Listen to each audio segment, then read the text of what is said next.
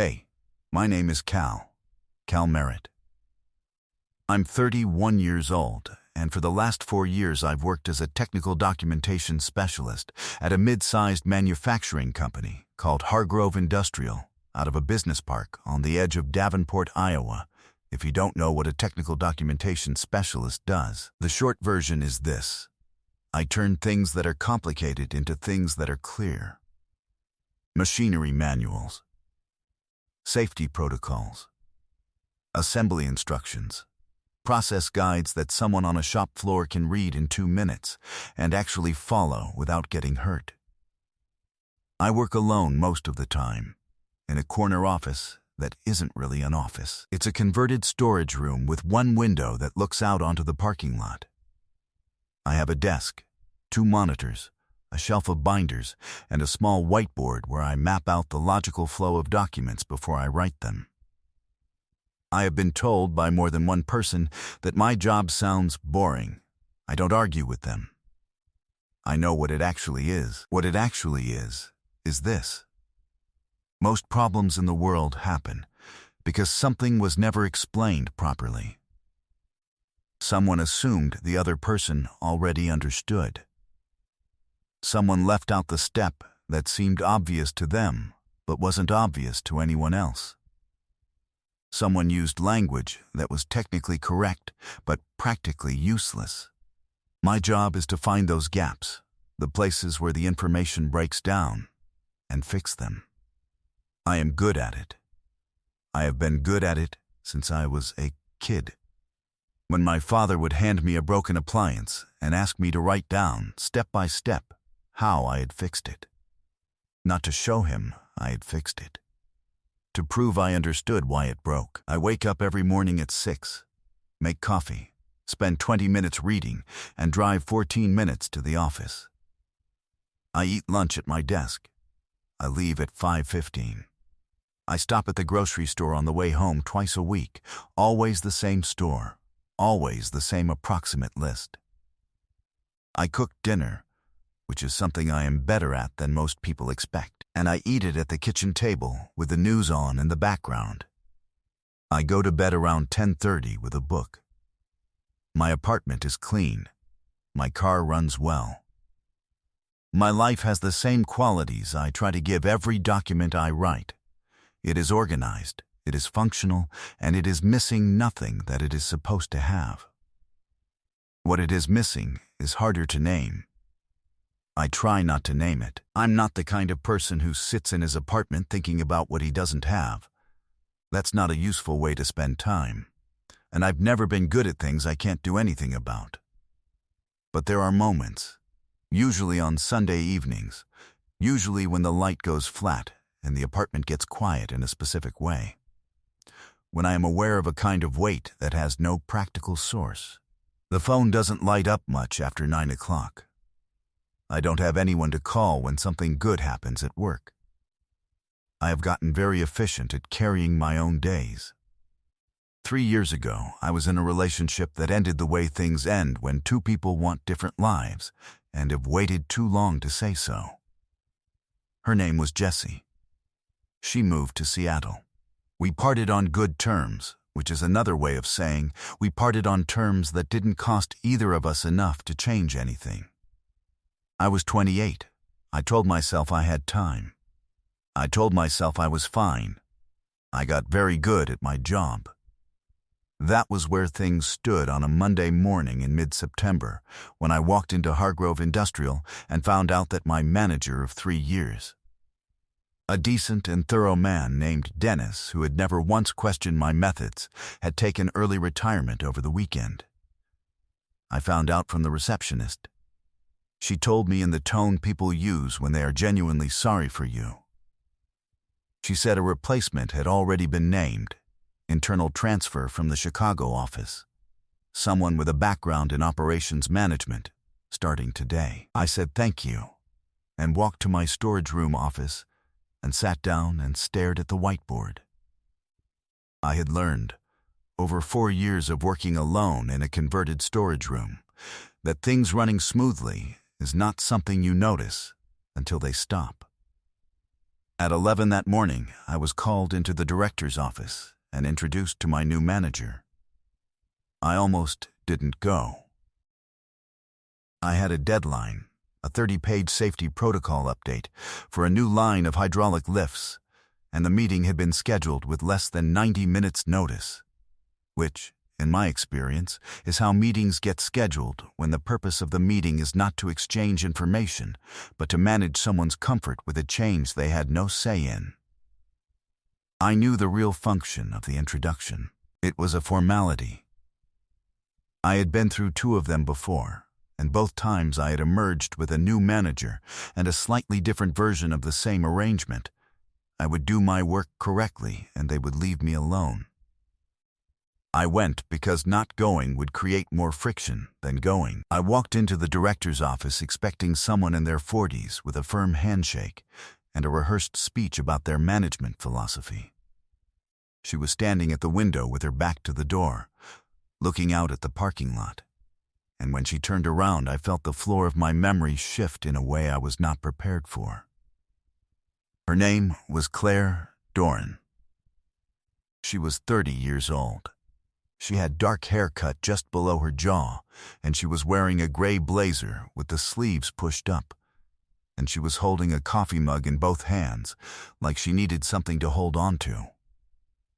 Her eyes were dark and very steady, and when they found mine across the room there was a fraction of a second, barely a second, less than a second, where something moved behind them that was not professional recognition. I knew her face. I had known it for 8 years. I had just never expected to see it here. We shook hands. She introduced herself as if we were strangers. I let her. The director made 3 sentences of remarks about the transition, and then left us alone, and we stood on opposite sides of the room in the Monday morning, quiet of a glass-walled office in Davenport, Iowa, and for a moment neither of us said anything at all. "Cal Merritt," she said. "Finally, Claire Doran," I said. "It's Claire Walsh now," she said. "Or it was. It isn't anymore." I didn't ask. It was not the kind of information I was supposed to ask for. I filed it the way I file everything I don't yet know what to do with, in the back of the document, in a section I haven't written yet. "The director says you're the most reliable person on the documentation team," she said. "The documentation team is 1 person," I said, "so the bar is mostly maintained by the 1 person setting it." She looked at me for a moment. The corner of her mouth moved, not a smile exactly.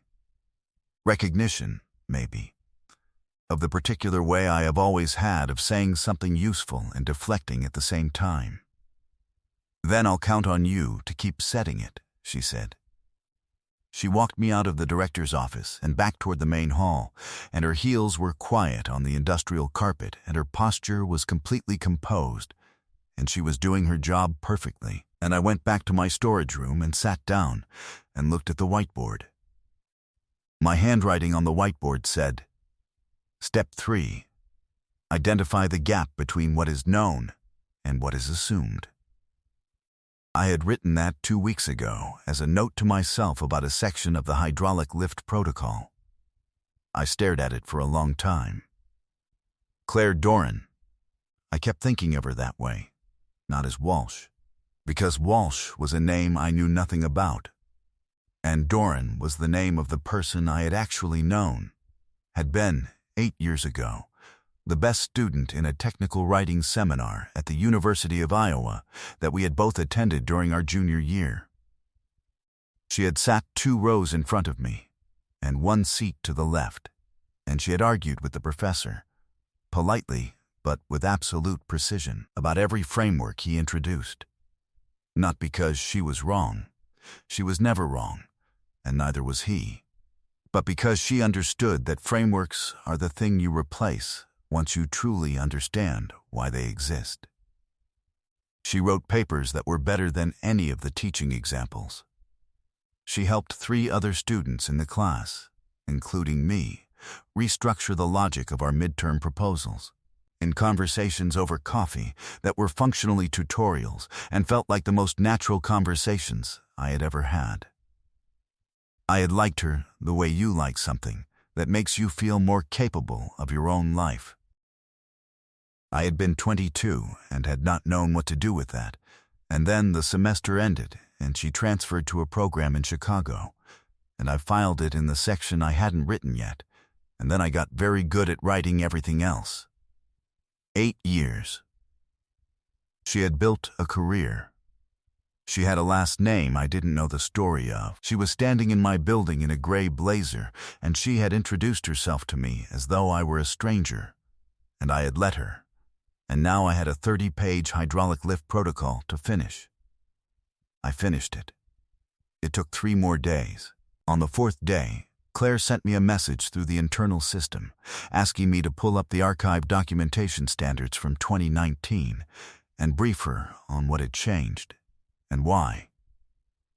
I briefed her. She asked 4 questions.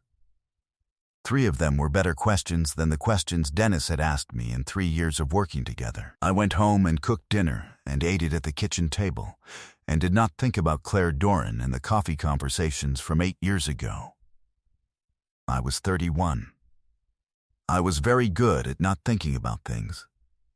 I was slightly less good at it than I had been a week ago. The weeks after that moved in a particular way that I noticed, without being able to name it. Claire managed differently than Dennis. She did not manage from a distance and check in on deadlines. She engaged with the actual work. She would stop by the storage room, never long, always with a specific question, and we would talk through a problem and she would leave, and the problem would be clearer than it had been before. She thought the way I thought. She understood the gap between what is written and what is understood. She had opinions about sentence structure and information hierarchy and the specific way that passive voice creates a space for blame to disappear into, and her opinions were correct. I was aware of how much I looked forward to those stops. I kept that awareness at arm's length. One afternoon in October, she stopped in the doorway of the storage room and looked at the whiteboard, which was covered in the architecture of a new onboarding document, and she said, "You build things backward." "I build things from the end," I said. "I start with what the reader needs to know last. Then I work out what they need to know before they can know that." "That's backward," she said. "It's the most efficient way to identify what's structurally necessary," I said. She looked at the whiteboard for a moment. Then she said, "I used to argue with Professor Halsey about that. He thought you should start with the reader's initial state and move forward. I thought you should start with the outcome and work back." "You were right," I said. She looked at me then, directly, not the professional look she had given me on the first day, but something older and more specific. "He disagreed," she said. "He was wrong," I said. She didn't say anything for a moment. Then she said, "I'll let you finish," and left, and I turned back to the whiteboard and did not think about the look she had given me. I thought about it the entire drive home. In the 3rd week of October, on a Tuesday, she called me into her office at 4 in the afternoon and closed the door. Her office was small and tidy, with a single plant on the windowsill and a whiteboard that was completely blank, which I noticed, because mine never was. She sat behind her desk, and I sat in the chair across from it, and she folded her hands on the desk surface, and she looked at me, and then she looked at the closed door, and then she looked at me again. "I need to tell you something," she said. She said it quietly, not in a whisper, but with the specific low register that people use when they are about to say the thing they have been carrying, rather than the thing they prepared. "I requested this position," she said. "I had been in Chicago for 3 years. There were other options, a step up in the Chicago office, a transfer to the Nashville site. I requested Davenport specifically. I didn't say anything. I waited the way I wait when a document isn't finished, but the logic is beginning to resolve. I saw your name in the staff directory, she said. I recognized it. I wanted to see if you were still. She stopped. She looked at her hands. I wanted to see if you were still the same. Am I? I said. You still build things backward, she said. So yes. There was a pause that had weight in it. Not the uncomfortable kind, the kind that has something in it, the kind that means something is in the room that wasn't named before. You introduced yourself as a stranger, I said. I didn't know how else to do it, she said. I hadn't planned it. I was standing at the window, and when you walked in, She stopped again. I didn't want to make it strange before you decided whether it was going to be. What was the last name? I said. Walsh. She was quiet for a moment. A bad decision I made at 26, she said. I'm better at identifying bad logic than I used to be, but I got there too late on that one. It ended 2 years ago. It's finished. I said, I'm sorry. She said, I'm not. Not anymore. We sat in the quiet of her small office with the blank whiteboard and the plant on the windowsill. And I was 31 years old, and I knew exactly what was in the room with us. And I also knew that I was her employee, and that this was a Tuesday in October, and that neither of us was the 22-year-old who had argued about frameworks over coffee. This is the part, I said, where I would normally say something that is technically accurate and does not say the thing I'm actually thinking. I know, she said. I've been watching you do that for 3 weeks. And what do you think I'm actually thinking? I said. She looked at me, steady, the way she had always looked at things she was about to write clearly. I think, she said, that you are wondering whether 8 years is too long, or whether 8 years is exactly the right amount of time for 2 people who were both too young and too stubborn to say anything when it would have mattered. I didn't say anything for a long moment. You're my manager, I said. I know, she said. That makes this complicated in ways that aren't good for either of us professionally, I said. I know that too, she said. I'm telling you the practical problem, I said. I'm not telling you it's a reason. She looked at me, and the corner of her mouth moved in the way it had moved on the first day, and this time it finished the journey into a real smile. Small and specific. The kind that belongs to someone who has been waiting for a particular sentence and finally heard it. I hired you because I never forgot you, she whispered. She said it quietly, the way you say a thing that has been sitting in a locked drawer for a very long time and you finally found the right moment to open it. Not performing. Not declaring, just stating. The way I try to state things when I want them to be clearly understood. I looked at her across the clean surface of her desk. I need you to know, I said, that I have been doing my job correctly and professionally for 3 weeks, and none of it was because I didn't recognize you immediately. I know, she said. I need you to know that the conversation with Halsey, you were right. I have thought about that conversation more than once in the last 8 years. The framework conversation, she said. The framework conversation, I said. She was quiet. Her hands were still folded on the desk. She was not moving toward me, and I was not moving toward her, and neither of us needed to, because what was in the room was already there, already arrived, and both of us were the kind of people who understood that some things require a different kind of document. Not the kind you write in a day, but the kind you build from the end and work backward, slowly, getting the logic exactly right. This is still complicated, I said. Yes, she said. We should be careful, I said. We should be careful, she agreed. I'm going to go back to my office, I said, and finish the onboarding document. That seems right, she said.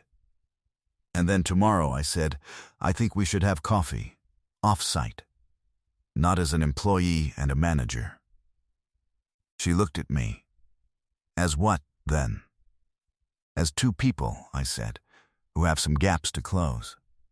There is a man named Pete who runs the maintenance crew at Hargrove Industrial and who has worked there for 22 years and who has, in my experience, the particular wisdom of someone who has watched a lot of people come and go and has stopped being surprised by any of it. Pete knocked on the storage room door the week after I had coffee with Claire, off-site, at a place 3 miles from the office, where we talked for 2 hours about the framework conversation and about Chicago and about Davenport, and about bad decisions at 26 and good decisions that take 8 years to locate.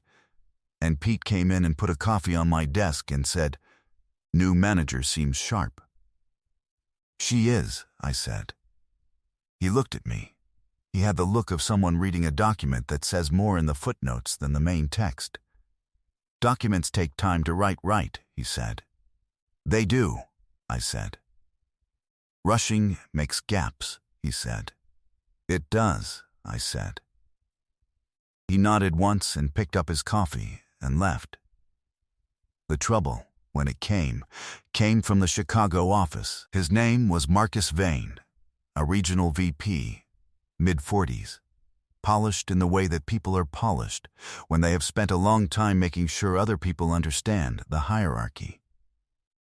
He arrived in Davenport on a Thursday in November with 2 days' notice and a meeting request that copied the director Claire and, for reasons I could not immediately identify, me. He sat across from Claire in the director's office with the ease of someone who had decided in advance how the conversation would go. He made 4 remarks that were technically compliments and were actually a measured inventory of everything she had done since arriving. He mentioned Chicago twice in a way that was not about Chicago. I understood by the end of the first 15 minutes that the issue was not my documentation or the team's output or the operational transition. The issue was that Marcus Vane had recommended a different candidate for the Davenport position, someone from his Chicago network, and Claire had gotten it over his objection, and he had come here to demonstrate, in a room with witnesses, that the position had been given to the wrong person. He asked me, directly, 3 questions about the hydraulic lift protocol. The questions were not questions. They were a structure designed to make the answers look inadequate, the way a poorly built template makes correct information look wrong. I had been writing around that exact problem for 4 years. I knew what it looked like from the inside. I answered all 3 questions completely and accurately, and then I said, calmly, "The documentation standards on the hydraulic lift protocol exceed the ANSI Z244. 1 requirements by 14%. I can walk you through the specific variants if that would be useful." He looked at me. He was not expecting precision. People who use questions as tools rarely expect the person they're aiming at to have better tools. He moved on. He turned to Claire and said something that was about a process gap in the transition documentation. Technically, what it actually was a public suggestion that she had not been thorough. Claire looked at him. She had very good posture. I had noticed this before. It was not the posture of someone who had learned to make themselves smaller. It was the posture of someone who had learned, at some point, to take up exactly the space they needed. The transition documentation, she said, was completed ahead of schedule, filed with the director on October 3rd, and reviewed by your office on October 7th. Your office signed off on it. I have the confirmation in writing. She paused. I can send it to you again if you've misplaced your copy. She said it pleasantly, not sharply, with the same precision she brought to every document she wrote, exact, complete, nothing missing, nothing added that didn't belong. Marcus Vane looked at her for a moment. Then he looked at me. Then at the director. Then back at the table. "I'll follow up internally," he said.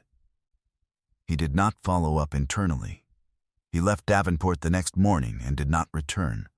The director told Claire, a week later, that Vane had been moved to a different regional role. He said it in the way people say things when the reason is clear, but the paperwork hasn't caught up. That night I was in the storage room late, reorganizing the archived binder system, a thing I did when I needed to think.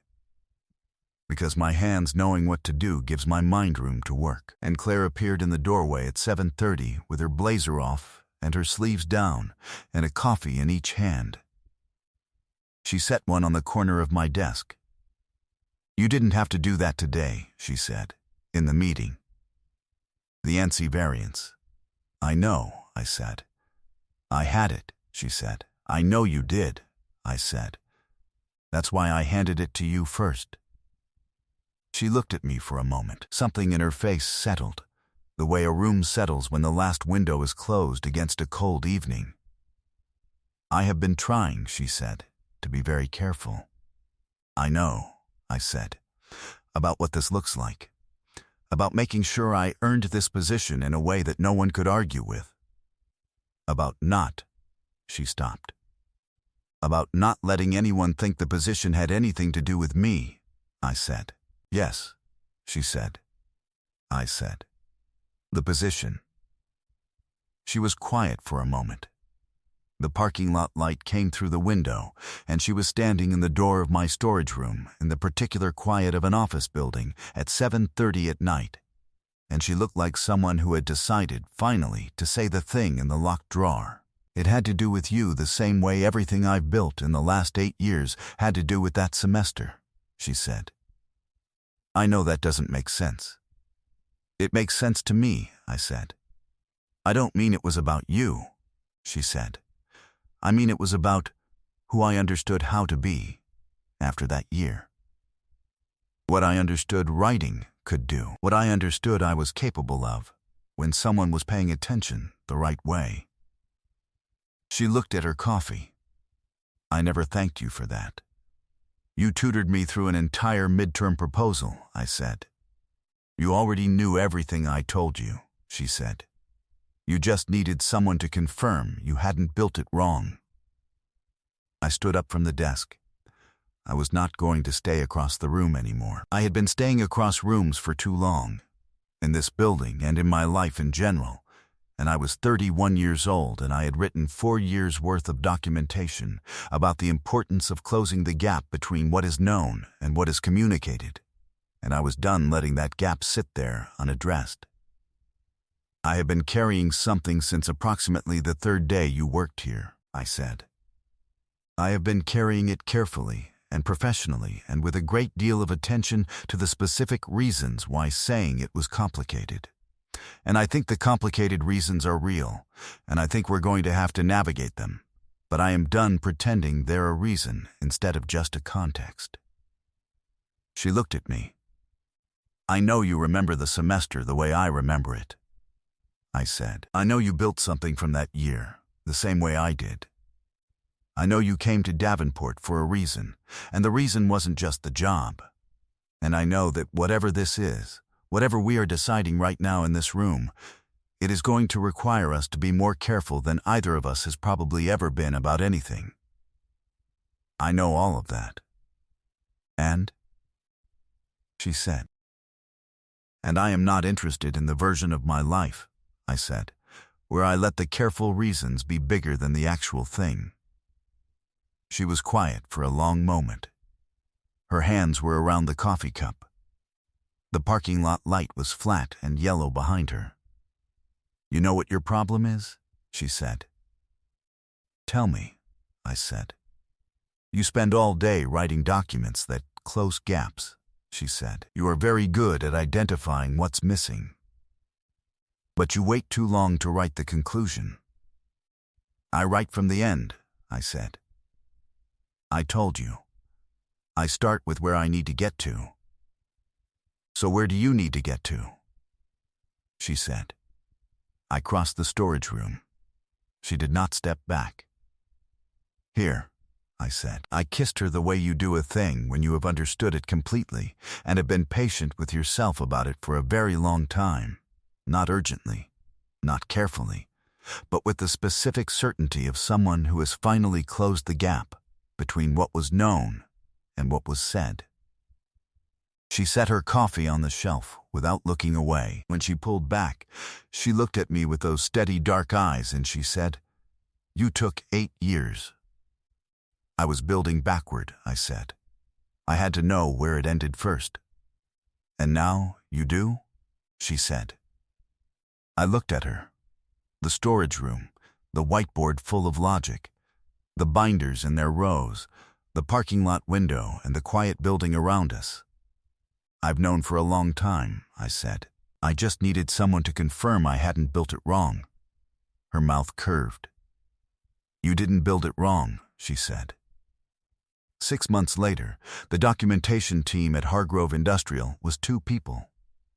The director had approved the expansion in February, when the volume of work made the business case undeniable, and Claire had managed the process with the same precision she brought to everything. And the new hire, a 24-year-old named Shurin, who asked better questions in her first week than most people asked in a year, had her own desk in the storage room, which was no longer really a storage room, because we had moved the binders and added a second window and put a proper table in the middle. Claire and I had told the director in January about the relationship. We had told him clearly, and in writing, and with a formal proposal for how we would manage the professional overlap. He had read the proposal and said it was the most thorough thing he had seen anyone submit on a personal matter, and that he appreciated the care. He approved it. We were careful. We remained careful. We were the kind of careful that is a choice, rather than a limitation. There is a particular thing that happens when 2 people who both think in terms of structure and logic finally stop applying structure and logic as a barrier and start applying it as a foundation instead. You don't become less careful. You become careful about better things. About the specific way someone takes their coffee, about which conversations belong at work, and which ones belong on the couch on a Saturday morning with no particular deadline. About what it costs to say a hard thing early versus what it costs to let it sit in the locked drawer until it's heavier than it needs to be. On a Sunday evening in March, Claire was sitting at my kitchen table with a red pen and a 50-page safety protocol for a new line of industrial presses. And she had the look she always had when she was about to identify a structural problem. Focused and slightly displeased. In the good way, the way that means the problem is interesting enough to be worth correcting. "Your passive voice is in the wrong places," she said without looking up. "Where?" I said. "Page 12, she said. "You want the operator to own the action, but you're writing like the machine does." I came and read over her shoulder. She was right. "Fix it," she said. "I will," I said. She went back to her red pen. I went back to the stove. The kitchen was warm, and the light was on, and outside the window the March evening was doing the thing March evenings do, going flat and quiet, in a way that used to feel heavy, and now just felt like the end of a good day. Pete told me once, in the particular way Pete communicates the things he knows to be true, that a document is only finished when you can't find anything left to fix, not when it's perfect. When you've closed every gap you can identify. I had been writing careful documents my whole adult life. I had been good at the gaps. I had not understood, until that kitchen in March, that the gaps I was best at finding were the ones in my own logic. The places where I had assumed the other person already understood, and had not said the thing, and had let the space between what was known and what was communicated sit there, growing, unmapped. Maybe the job of your life is not so different from the job of any document worth writing. You start with the end. You work backward. You close the gaps. And somewhere in the middle of that careful, imperfect process, the person you need to understand you sits across a table with a red pen and tells you where the passive voice is in the wrong places, and you realize that you have been waiting for exactly this long, and that the document is still not finished, and that is the best thing about it.